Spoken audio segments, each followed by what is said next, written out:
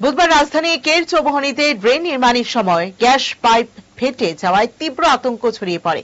এই ঘটনাটির পরিপ্রেক্ষিতে ঠিকাদার সংস্থার দায় দায়িত্ব নিয়ে প্রশ্ন ওঠে। রাজধানীর কের চৌমুহনী এলাকায় ড্রেন নির্মাণের কাজ চলাকালীন একটি গ্যাস পাইপ ফেটে যায়, ফলে এলাকা জুড়ে গ্যাসের গন্ধ ছড়িয়ে পড়ে এবং স্থানীয় বাসিন্দাদের মধ্যে আতঙ্কের সৃষ্টি হয়। দ্রুত সতর্কতা গ্রহণের ফলে বড় ধরনের দুর্ঘটনা এড়ানো সম্ভব হলেও এই ঘটনার পরিপ্রেক্ষিতে ঠিকাদারি সংস্থার কাজের গাফিলতি নিয়ে প্রশ্ন উঠেছে। লেন্সের সামনে না আসতে চাইলেও স্থানীয় বাসিন্দারা অভিযোগ করেছেন, ড্রেন নির্মাণের সময় পাইপলাইনের অবস্থান সম্পর্কে কোনো সতর্কতা অবলম্বন না করে নির্বিচারে ড্রজার ব্যবহার করা হয়েছে।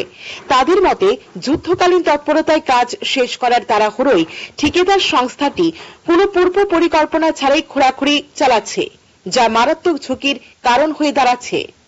বিশেষজ্ঞদের মতে, গ্যাস নির্গত হওয়ার পর যদি আগুনের সংস্পর্শে আসত তাহলে আগরতলা শহরে বড় ধরনের বিপর্যয় ঘটতে পারত।